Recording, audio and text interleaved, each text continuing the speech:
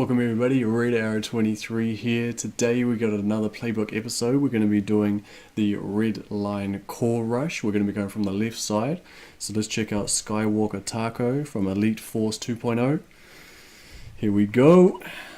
So as we can see, we've already taken out these front rocket launchers and we've taken out those shields, which is great. Going to go for a flare land onto the left hand side.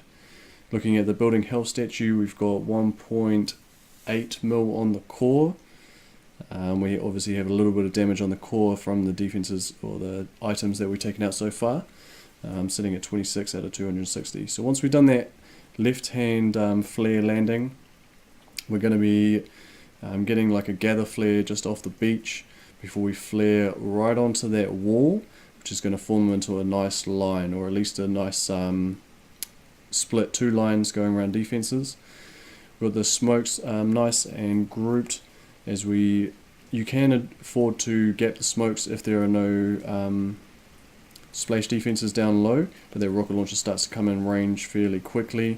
Medkit through the barbed wire, we can't shock through that anymore since the update, if you hadn't heard. And then he's just going to re-flare here so the Zookas have a bit of time to catch up to brick. From this position here, we're obviously in range of everything, and this is going to be probably our most likely time to peak, other than up by the core, and we definitely don't want to peak. As soon as we peak, we lose a whole lot of potential damage. All of these rocket launchers are going to focus on, and you're going to have to shock them really early.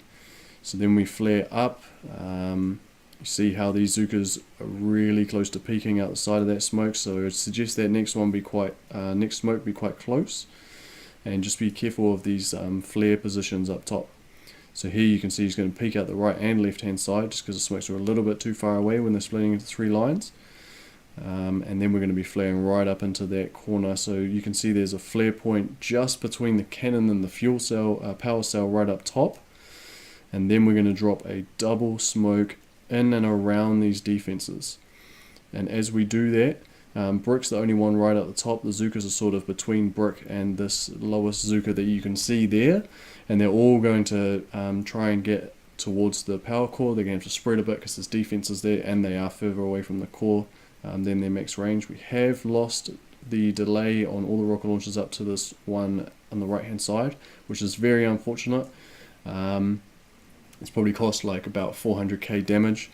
So here we go. Might just play this at half speed, and you see the Zookas spread right out the right hand side. The way that we can avoid that is waiting for the Zookas to gather a little bit more up to the top point before you flare onto the core. Then they're not going to spread as far, but they're still going to spread pretty crazy. So you want that double smoke to be covering at least that area, if not a little bit more, just probably a little bit further back, because you can see the Zookas are almost peeking out the back there, and all of these rocket launchers are going to be in range of that the whole time. So here we go, all the Zookas are focused on there now. He's thrown a critter on that cannon, I believe, and then we're going to be having our shocks. We want to keep our shocks nice and easy because we're going to have to be throwing them all rapidly. Yes, you can get 4 rocket launchers in a line, but we want to be getting all 3. So that's a critter just there. And then we've shocked the left hand rocket launchers, so all of those right hands should be firing into the critters. So unfortunately the machine gun is there. You might even want to shock that machine gun because it's just ripped through his critters already. You want to be throwing another set of critters if you can afford it, and that left rocket launcher you definitely need a shock, because then the Zookas are closer than the critters, so they're just going to go straight for them.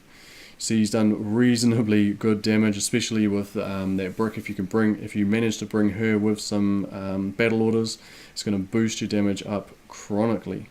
There you go, he's just got some arts on the core because he hasn't been able to find anything useful to do as GBE, whilst the rocket launchers find the rest of his Zookas. They've had their 5-second reload time, the shocks run out, and look at that. He's done over half damage on the core after losing the delay, so great attack there from the Taco himself. So let's jump in. We'll have a look at the next attack on Redline. We got Cetas. Not sure how you pronounce that one, but let's jump straight in.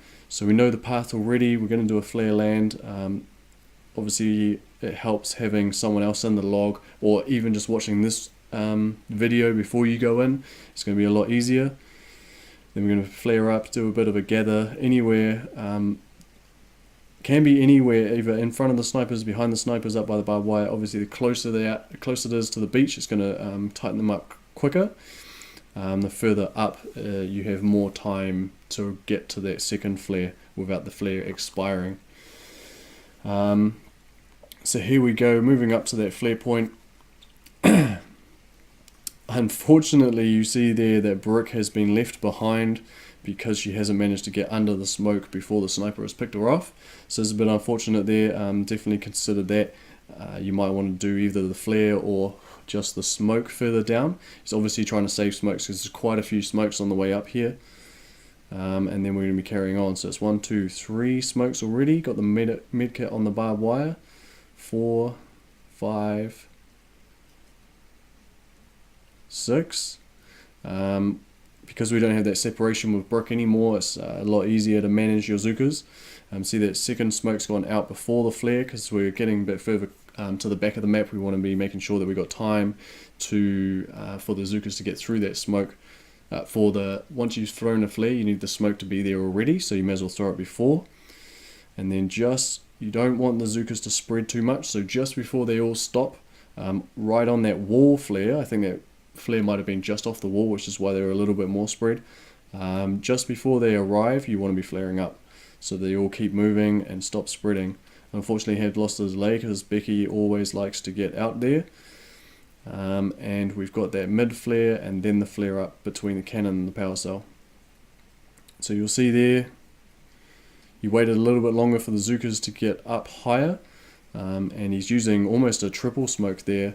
If you throw them all at the same time, it's obviously, if you're going to be throwing a smoke in this third to last position up here, you may as well throw them all at the same time, in my opinion, and then you've got them completely spread. You're going to throw it anyway, so just go bang bang bang, and then once the Zookas are in position, then you can throw your flare onto the core, and the Zookas will sneak forwards. Hopefully this Becky on the right hand side, or bottom side, won't peak, but you can see that the Zookas out the back are going to peak as soon as that smoke expires. So if they're all at the same time, it would have been fine, but because that smoke is slightly delayed, it's going to be taking out all those Zookas.